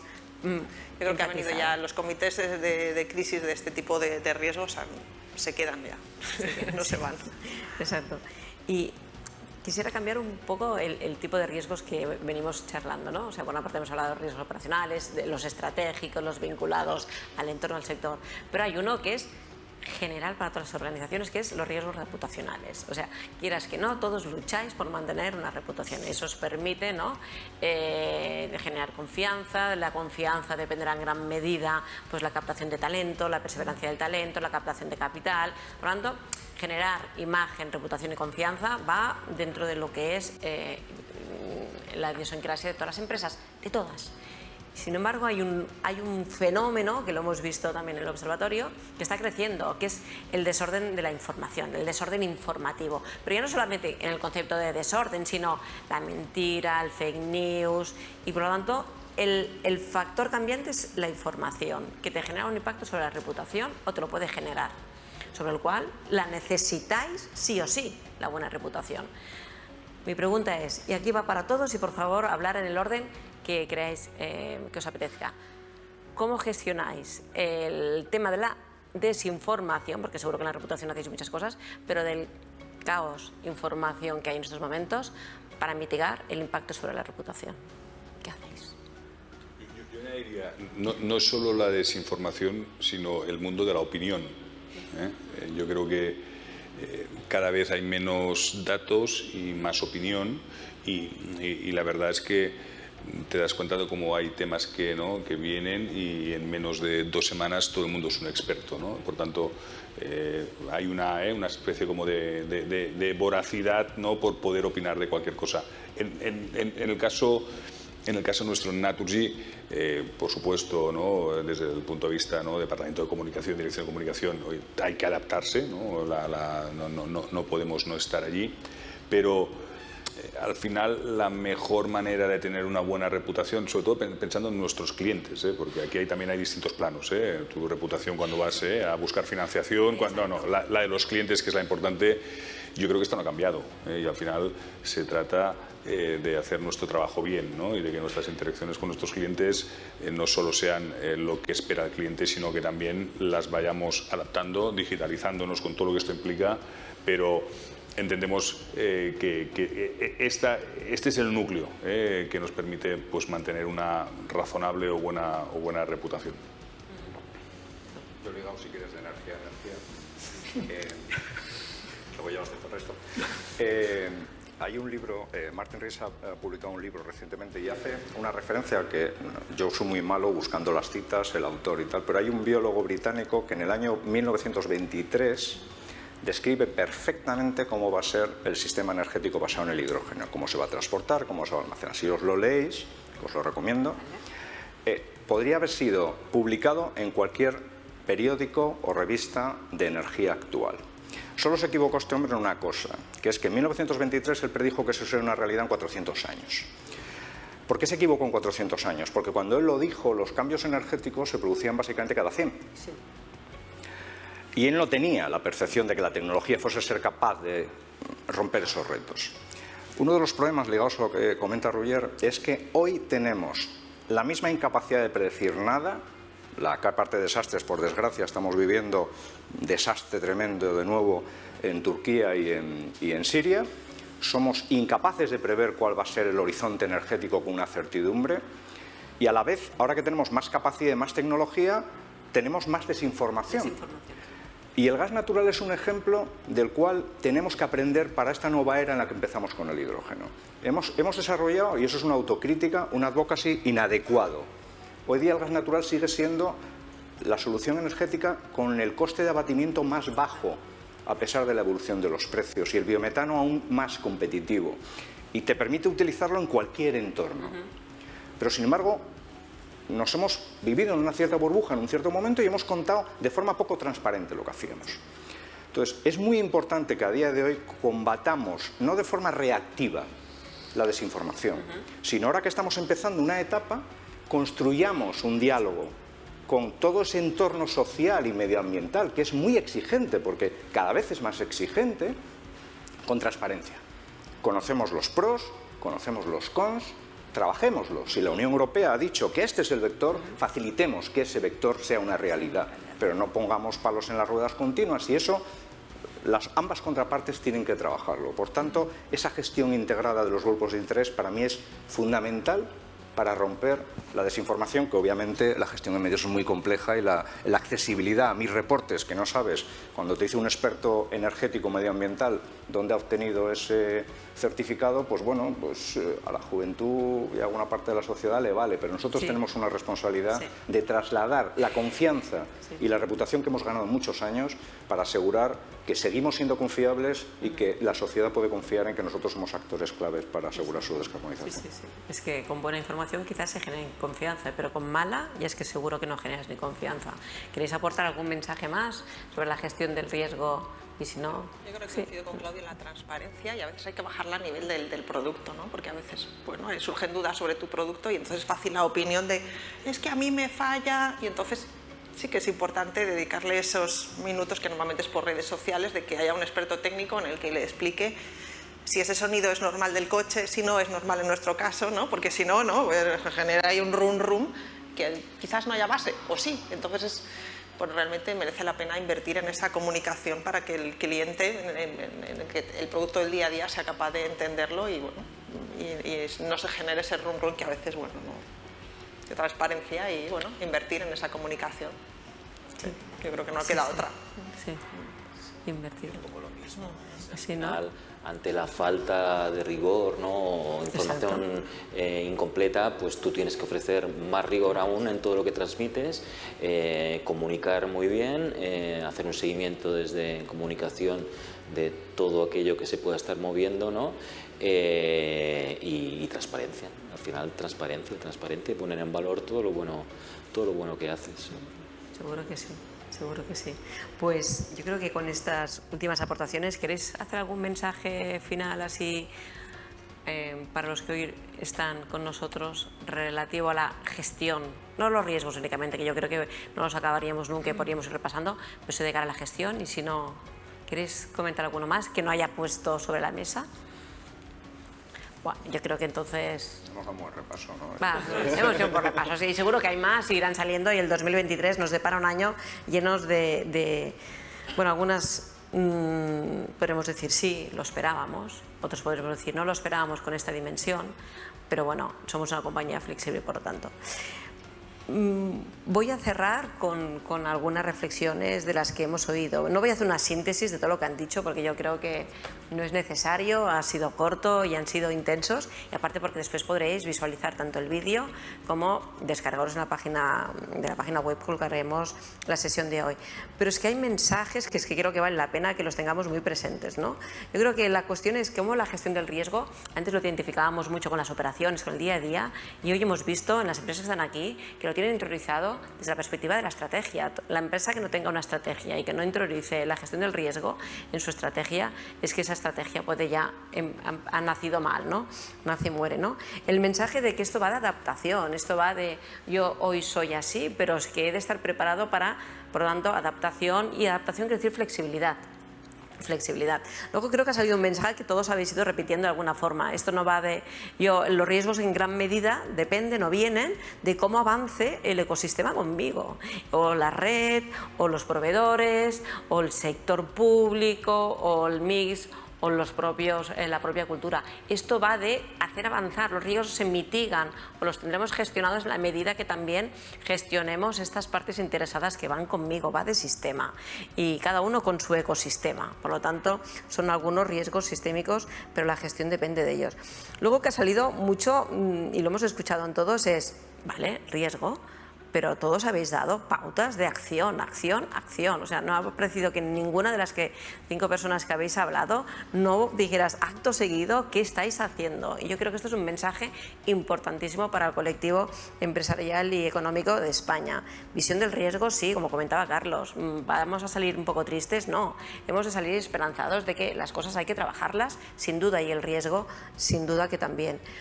Luego, para acabar, otro mensaje que me gustaría resaltar, cultura, participación, rol de las personas, configurarlo como queráis, hacer el titular vosotros mismos, pero llevaros una idea clave de que la gestión del riesgo no es cuestión de un departamento, también uno porque hablaba de que hay de generar mayor cultura para que estén atentos, para que sean, ¿no?, que se anticipen. Por lo tanto, la gestión del riesgo también tiene matices de cultura y de personas, sin duda, no va únicamente de tecnologías. Y seguro que me dejo muchas cuestiones, pero este último mensaje, ¿no?, de construir un relato de futuro, de trabajar por el propio relato, de trabajar por las partes interesadas, sepan lo que hacemos y cómo lo hacemos, es la mejor forma de mitigar esos riesgos que el día de mañana nos pueden sorprender, ¿no?, y que nos afectan nuestra reputación. Por lo tanto, yo daría las gracias, Manel, Roger, Daniel, Sara, Claudio, por compartir lo que estáis haciendo en vuestras empresas. Gracias por este ejercicio de transparencia y de explicación, porque bueno, yo nunca dejo de aprender de vosotros. Daría las gracias al CES, al Consejo Económico y Social, por habernos dado la oportunidad de presentar en este entorno que Antón nos ha hecho una reflexión de cuál es el rol que tiene en el mecanismo español. Y acabaría con una idea fuerte. A veces pensamos, esto es el qué, el observatorio es el qué, pero quiero compartir con vosotros el por qué lo hacemos, porque si no entendemos el por qué hacemos las cosas, luego quizás no tiene sentido eso es el qué, hemos conseguido esto, no. El observatorio lo hacemos como Institut Cerdà porque nos sentimos sumamente apoyados por un grupo de 8 empresas, entre ellas pues Abertis, Aguas de Barcelona, la Autoridad del Transporte, Banc Sabadell, Caixa, Enagas, Netgia, Mercadona y SEAT. Nos sentimos sumamente apoyados por estas empresas para generar un conocimiento que llegue al resto del tejido español. O sea, que ellos gestionan los riesgos, que ellos lo trabajan, sin duda, pero ellos lo que pretenden es que esto llegue al resto del tejido económico y social de España. Por lo tanto, gracias también a las empresas que nos ayudáis no únicamente a que el instituto lo genere, sino que después venís y lo contáis. Y explicando el porqué, la intención es esta: ayudar, contribuir, levantar la mirada, despertar intereses y con esta voluntad que caracteriza el instituto, pues de servir al tejido social con una aportación. Gracias, damos por concluida la sesión de hoy, que nos hemos pasado un poquito, pero valía la pena ya que habéis venido hasta aquí. Gracias.